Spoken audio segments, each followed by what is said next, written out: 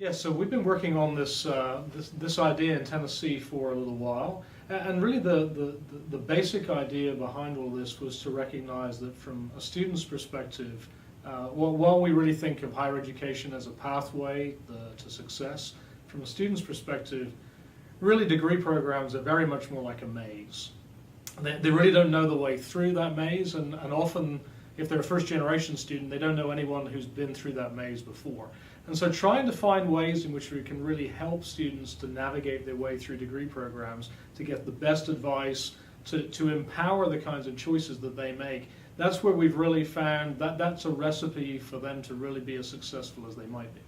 And so we've done a number of things here, both at the institutional and now beginning at the system level, to really try to help with that. And the first is really to realize that there is an information gap, that for so many first generation and underrepresented students, that they don't have the information that they need, personalized information that they need to be able to make the most informed decisions.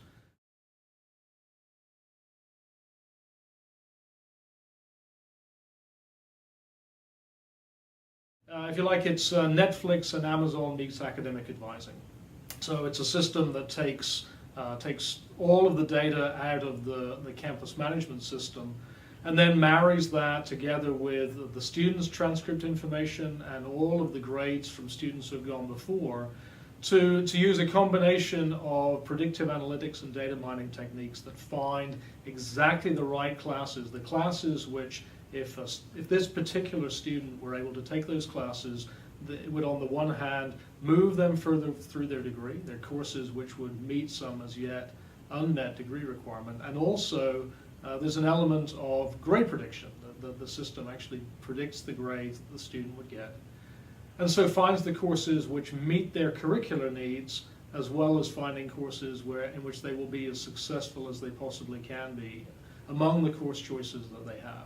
And so that system is then part of an advising experience, both for the student and also for the campus advisor that they're working with, so that as they make choices about courses for an upcoming semester, they can find exactly the right and most advantageous choices for that individual student. So this is more than creating a global degree map for thousands of students. This is about taking technology and being able to nuance particular course pathways for every individual student, really knowing each individual student's needs one by one.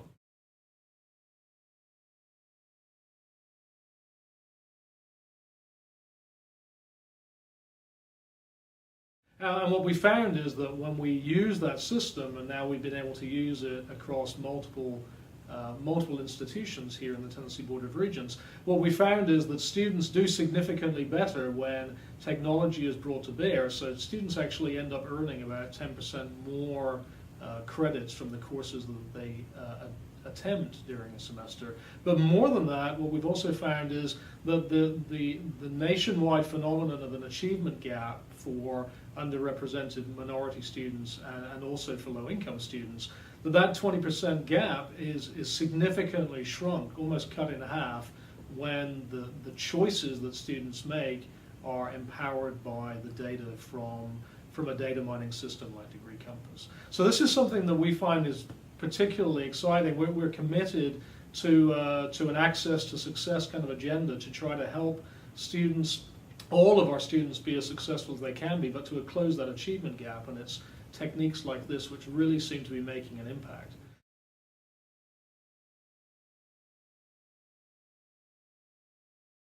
The first thing that I think I would suggest is that you look to see points of concentration.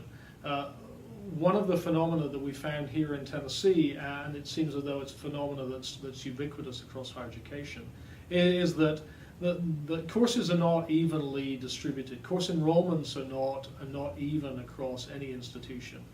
In Tennessee here we have about 8,000 courses that we teach each semester, and that's to about 1 million students all told. But of those 8,000 courses, 30 of those courses comprise more than half of the enrollment. 500,000 students are enrolled in just 30 of those courses.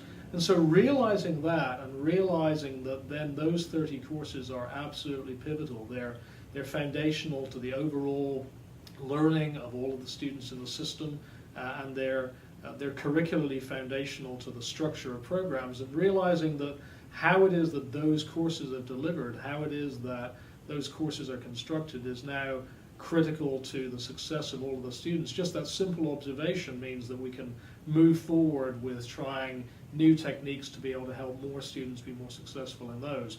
That phenomenon is reproduced all across every system. In each department, we see that same kind of idea of concentration.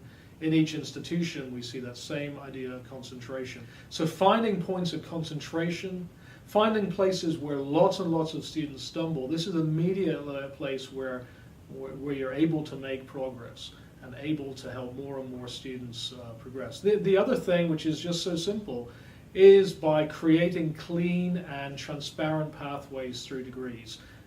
When you look in a degree catalog, an institution's catalog, there instead we list degree requirements. We list all the courses which a student is supposed to take, the choices that they have to make to navigate through a degree program. Well, those are the courses that they have to take, but we don't specify the order. Instead, what's so much more useful is to create a set of default curricula. Just simply, what if you had a choice? What would be the sequence in which those classes would be taken? That way, as a student is trying to navigate through the degree program, they don't have to recreate the wheel.